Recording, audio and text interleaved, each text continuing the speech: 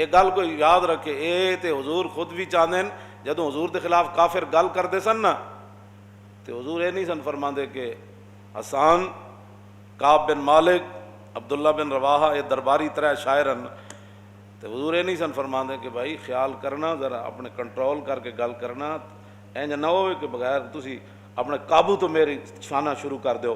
نانا جدوں حضور دے خلاف گل ہوندی تے حضور ممبر بچھواندے تے حضور فرماندے قولوا لہم کما قالوا، فرمایا جس انداز وچ انہاں گل کیتی نا اسی انداز وچ میرے غلاموں انہاں دا منہ بنو۔ یہ تے وَإِنَّكَ لَعَلَىٰ خُلُقٍ عظیم کے مالک نے یہ بات فرمائی ہے۔ جی ہاں، جو امن اور سکون کی باتیں کرتے ہیں نا ان کو پتہ ہونا چاہیے امن بھی بغیر تلوار کے نہیں رہ سکتا۔ سکون کی باتیں کرتے ہو نا تو پھر بارڈر سے ہٹا دو سارا کچھ، کیونکہ تم تو امن والے ہو۔ اس امن کو قائم رکھنے کے لیے بھی بارڈر پر کھڑا ہونا ضروری ہے۔ ہاں، لوگوں کو تم دھوکے دیتے ہو کہ امن امن امن کا حق جو ہے نا وہ حق وہ جناب آ بھی اسی وقت سکتا ہے جب حق کے پاس طاقت ہو، اور حق قائم اور دائم بھی اسی وقت رکھا جا سکتا ہے جب حق کے پاس طاقت ہو۔ طاقت کے بغیر نہ حق آ سکتا ہے نہ حق کھڑا رہ سکتا ہے۔ ہاں جی، ہاں جی، یہ کیا بات ہے، پوری امت کو دھوکہ دیتے ہو۔ لیکن وہ صرف میرے آقا ایسے پکڑ کے نہیں داخل ہوئے مکہ فتح والے دن، ہاں جی ایسے تھا، کیونکہ اللہ کے گھر حضور تشریف لے جا رہے تھے، لیکن سارا جنگی سامان موجود تھا۔ ہاں، لیکن ایسے حضور اس لیے کہ وہ آگے اللہ کا گھر تھا، حضور آئے اسی انداز سے تھے کہ فرمایا ادھر سے یہ آ جائیں، ادھر سے یہ آ جائیں، ادھر سے میں تشریف لا رہا ہوں۔ ہاں جی، ہاں جی، تلواریں چمکی بھی صحیح، لیکن حضور اللہ کا گھر کی عظمت کے لیے حضور ایسے سر جھکا کے تشریف لا رہے ہیں۔ یہ واحد جگہ ہے جہاں حضور سر جھکا کے تشریف لائے کعبے کی عظمت کی وجہ سے۔ فرمایا آج ہم فاتحانہ انداز میں داخل ہو رہے ہیں لیکن ہے اللہ کا گھر۔ صحابہ کہتے ہیں حضور کی جو پیشانی مبارک تھی وہ کجاوے کی جو لکڑی تھی نا، اتنا آپ نے سر جھکایا ہوا تھا کہ وہ لکڑی کے سر آپ کی پیشانی جو چھو رہی تھی۔ اس دن بھی جب حق داخل ہوا نا مکے میں، کیوں جی، وہ باطل کو مٹانے کے لیے داخل ہوا تھا اور بتوں کو توڑنے کے لیے داخل ہوا۔ ہاں، جال حق کو، یہ میرے آقا پڑھ رہے تھے اس دن آیت، جب تم نے حق باطل ہے ہی تمہارے نزدیک کوئی نہیں، بین المذاہب ہمانگی کرو تو پھر قرآن کا کیا کرتے ہو؟ تمہیں تو قرآن سمجھ آ ہی نہیں سکتا۔ میں صرف وہ آیتیں پڑھوں نا جو اللہ رب العالمین نے اپنے حبیب کی اور وہ صحابہ کی باتیں، اور وہ جو مجھے شعر یاد ہیں حضرت حسان سے لے کر سب، تو وہ بھی کئی گھنٹے گزر جائیں۔ روحی الفداء لمن اخلاق شہدت بانہ خیر مولود من البشری۔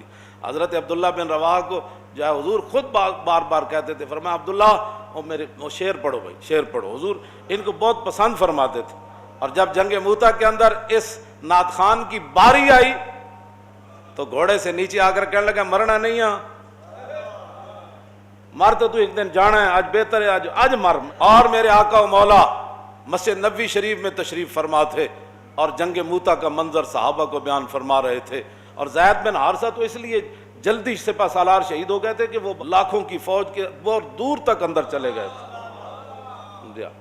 اور یہی وہ زید بن حارثہ ہے کہ جن کو ان کے خاندان لینے کے لیے بھائی آیا، چچا آیا، ہاں جی، اور انہوں نے کیا حضور اینو بھیج دو، سانو مل گیا ہے تو غلام ہے، تو فرمایا جی اے جاندا ہے تو میں انہوں نہیں کہ روکدا، انہوں جان دی زید نو اجازت ہے، تے اپنے پیو نو تے اپنے برا تے چاچے نو کہنے لگے او جاؤ اپنا کام کرو، مر ہی جاؤں جس در سے جاؤں دو قدم۔ زندہ بھی رہے تو کس شان نال رہے، اور رسول اللہ جدو موتا بھیجا تو پھر کس شان نال دنیا تو گئے۔ حضور نے مسجد نبوی شریف میں بیٹھ کر فرمایا زید بن حارثہ شہید ہو گیا، اب جھنڈا جو ہے وہ جعفر طیار نے اٹھا لیا، اور جعفر طیار تو میں پہلے بھی سنائی گل، جعفر طیار جدو گھوڑے تو زخمی ہو گیا، جلدی زخمی ہو گیا گھوڑا، تو اور جدو نیچے آئے تو اینج کر کے فرمان لگے جنت اتنی قریب آ گئی۔ اور حضور نے فرمایا تھا جب ان کے بازو کٹ گئے تھے نا تو اللہ نے انہیں جنت کے پر عطا فرمائے تھے، وہ پروں سے اڑتے تھے ایسے جنت۔ دونوں بازو کٹ گئے جنگ موتا میں، یہ بھی کٹ گیا، پھر جھنڈا اس میں پکڑا، جب یہ بھی کٹ گیا تو پھر جتنے جتنے وہ بازو بچے تھے جھنڈا اس میں تھام لیا، پیچھے سے عبداللہ بن رواحہ آ گئے۔ یہ وہ عبداللہ بن رواح ہیں.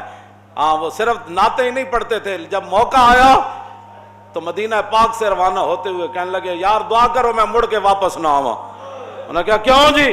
فرمایا نہیں عبداللہ بن رواح کی یہ تمنا ہے کہ اتھے بڑا بڑا برچھا لگے, بڑا بڑا نیزہ لگے تے چھرا لگے تے تلوار میرے پیٹ چ لگے, میری آنتڑیاں کٹ جان, جاگدار اتھے خون نکلے, پھر میں نے اتھے دفن کر دیتا جائے, پھر قیامت تک حضور دی امت گزرے میری قبر کولو تے کہے واہ واہ عبداللہ بن رواح تو نعت خوانی بھی کی تھی تے کمال کی تھی تے میدان جنگ چی آیا تے حداں پا جڑیاں تے.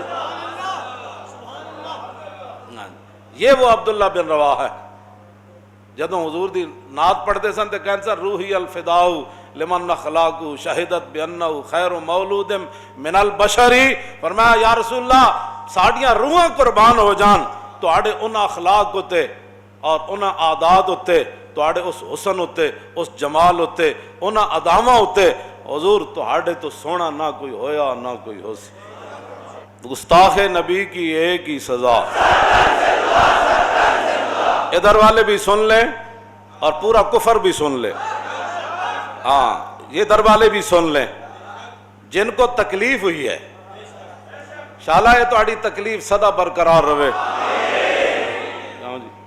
ہاں تے حضرت جدوں خبیب بن عدی نو پھانسی دین لگے نا تے آپ پھانسی دے تختے تے کھڑے ہو کے تے ویکھیا نا جدوں, تو پھر آپ نے ایک دعائے جلال فرمائی سی, اللہم احسم عددا وقتلہم بددا اور لا تبق منہم احدا. اے اللہ اے سارے نو گن لے, ہاں اے اللہ انہاں سارے نو گن لے. اے گل فرمائی یا اللہ انہاں سارے نو گن لے ایک ایک نو, تے یا اللہ انہاں نو کلیاں کلیاں کر کے ماری, تے یا اللہ انہاں جو ایک بھی نہ چھوڑی. تے جڑے حضور دے گستاخاں دے بارے کروڑواں حصہ بھی حامیاں یا انہاں نو تکلیف ہے تے اسی یہ دعا منگدے ہیں یا اللہ انہاں نو گن لے, اتوں لے کے تھلے تک سارے نو گن لے, تے یا اللہ انہاں نو کلیاں کلیاں کر کے ذلیل کر کے ماری. انہاں نو اس طریقے نال ماری. حضرت قاضی ایاز نے شفا شریف وچ لکھیا ایک بندے نے حضور دے خلاف گل کی تھی, اور جدوں فتح آیا مقدمہ اپنا عدالت تے قاضی سارے قاضیاں نے مل کے تے انہوں کہا انہوں قتل کر دو, بلکہ ایک قاضی نے اٹھ کے خود ڈھڈے چھرا مار دیتا. انہوں کہا حضور دے بارے گل کی تھی, یہ تو وہ قاضی تھے نا, اٹھ کے خود چھرا مار دیتا. انہوں کہا انہوں تو ٹک ٹکی تے بنو پھانسی گھاٹ تے انہوں جدوں بنیا نا جی, انہوں جدوں اینج سیدھا کر کے بنیا نا اینج کر کے قبلے وال منہ سی تے جدوں ٹک ٹکی تے انہوں بدیا تے منہ دا یکدم اینج ہو گیا مشرق وال, تے سارے اتھے جڑے مسلمان کھڑے سن انہوں اللہ اکبر دا نعرہ لایا. انہوں کہا جدے انہوں حضور دے بارے گل کیتی ہے کافر ہو گیا, اور مومن کا چہرہ کعبے سے نہیں ہٹتا, یہ کافر تھا اس لیے اس کا چہرہ کعبے سے ہٹا دیا گیا. پھر جدوں دا خون بہ گیا تو قتل کر دیتا, خون جڑا بہ گیا نیچے تے کتا دوڑدا ہویا وہ چٹن لگ پیا. پھر سارے قاضیاں تے مولویاں نے اٹھ کے تے مفتیاں نے نعرے تکبیر لایا. انہوں نے کہا ایک ہی ہویا, پوچھا لوگوں نے اے تسی نعرہ پھر کیوں لایا؟ انہوں نے کہا رسول اللہ نے فرمایا کہ مومن دا خون کتا نہیں چٹدا. ہاں جی اے مومن نہیں سی, انہیں حضور دے بارے گل کی تھی, کتا دا خون پی رہا. اس واسطے حضور دے بارے گل کوئی نہیں کوئی کرے گا, حضور دے بارے کوئی کروڑواں حصہ بھی اتھے تے گل اللہ نے فرمایا آواز اچھی ہو جائے تے ایمان چلا جاندہ. ہاں او مسلمان حضور دے بارے گل کرے, کوئی مفتی کرے, کوئی قاضی کرے, کوئی وقت وڈا کرے, کوئی نکا کرے, مسلمان کرے, کافر کرے, ذمی کرے, حربی کرے, کوئی کرے, اشارہ کرے, کنایا کرے, حضور دی صفات وچ گل کرے, حضور نو عیب لائے, کوئی کس قسم دی بات کرے, گستاخ رسول کی ایک ہی سزا. اے بات اے شرعی مسئلہ ہے, ساری کتاباں میرے کو موجود ہیں, اگر کسی نے نہیں سمجھتے ہم اسی دس سکتے ہیں. باقی رہ گیا منوانا, وہ تے اللہ نے فرمایا میرے حبیب تواڈے ذمہ اسی یہ نہیں پایا. کیوں جی؟ اللہ کا باقی نفس کا اللہ یکونوا مومنین, آج تک آیت میں ترجمہ نہیں کیتا. ہاں جی کی اس قوم دے سامنے ترجمہ بندہ. عبداللہ بن رواح دا شعر میں پورا کر دیواں, عمت فضائل کل العباد کما عم البریت ضوء الشمس والقمر. فرمایا حضور نو اللہ نے اتنا حسین بنایا, اتنے اخلاق, حضور نو او عالی مقام عطا فرمائے کہ حضور ساری دنیا اتے انج چھا گئے جویں سورج تے چاند دی روشنی چھا جاندے.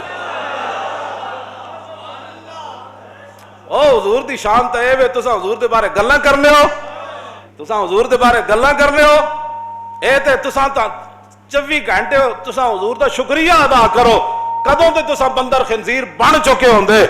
عطائے عرب جلائے کرب فیوز عجب بغیر طلب، یہ رحمت رب ہے کس کے سبب، بے رب جہاں تمہارے۔ خیمہ افلاک کا استادہ اسی نام سے ہے، اور نبض ہستی تپش آمادہ اسی نام سے ہے۔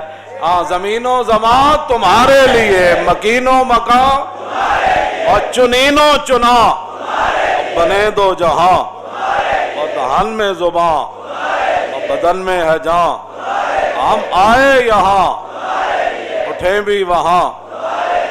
اتنی بات۔ اگلی بات، درباری شاعر ہے جی، درباری شاعر ہے، اور آخری یہ جو شعر ہے نا، یہ عبداللہ بن رواح جس خاک سے گزرے، اس خاک پر پوری امت قربان، حضور کی شان کیسے بیان کر گئے۔ آہا، فرمایا لو لم یکن فی آیات مبینہ کانت بدیہتہ تغنی عن الخبر۔ فرماؤ میرے محبوب دے غلاموں، تساں تا حضور زیارت تساں حضور دی نہیں کیتی، حضور دا جلوہ تسی نہیں ویکھیا، حضور دا چہرہ انور تسی نہیں ویکھیا۔ میں کہا جی تسی ویکھیا، تسی دسو تساں کی ویکھیا۔ فرمایا لو لم یکن فیہ آیات مبینہ کانت بدیہتہ تغنی عن الخبر۔ فرمایا اگر رسول اللہ اپنی صداقت کے لیے کوئی معجزہ لے کر نہ آتے تو حضور کی صداقت کے لیے حضور کا چہرہ انور ہی کافی تھا۔ بس حضور کی صداقت کے لیے حضور کا چہرہ انور ہی کافی تھا۔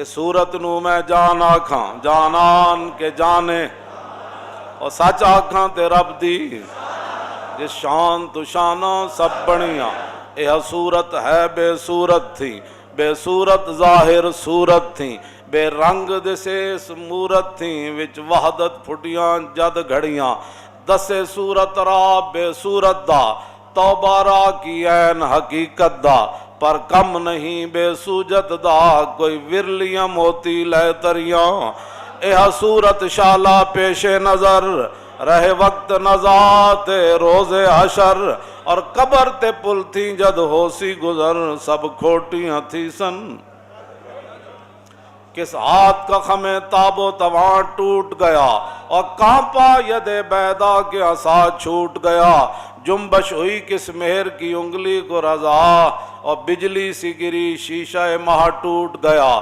نور رخ سرور کا جب جلوہ ہے، آٹھوں پیر اس کوچے میں دن رہتا ہے، یہ شام مدینہ نہ سمجھنا اے دل، آہ دل عاشق کا دھواں۔ انگریزاں دی اینکا لا کے تے انگریزاں کو قرضے لے کے تے ملک دیوالیہ کر کے تے ملک لٹ کے تے ملک دے اندر فحاشی اور یعنی بہرا روی اور نصاب جو قرآن و حدیث کڈ کے، انہاں نو کی پتہ ہے حضور دی شان کے وے جی۔ پرواز میں مدحت شاہ جب میں آؤں تو عرش پر فکر رسا سے جاؤں۔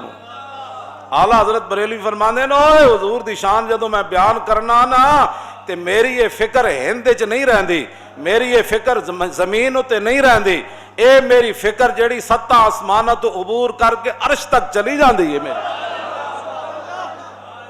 ہاں اتھے جا کے میری فکر پھر کہندی واہ کیا جود و کرم ہے شاہ بطحا تیرا، نہیں سنتا ہی نہیں، ہاں نہیں سن، تیرے در کا درباں ہے جبریل اعظم، تیرا آمد خاں ہر نبی و ولی ہے، اے بیتاب جس کے لیے عرش اعظم، اتھے جا کی پتہ لگنا عرش اعظم کی ہو جا تو پھر رسول اللہ دی مبارک گلی کی ہو جا۔ پرواز میں مدحت شاہ جب میں آؤں تا عرش پر فکر رسا سے جاؤں، ہے بیتاب جس کے لیے عرش اعظم، یسرا رویلا مکان کی گلی ہے۔ یہ فکر اتھے جائے تو پھر رسول اللہ دے مدینے دی گلی سمجھ آ نہیں پتہ۔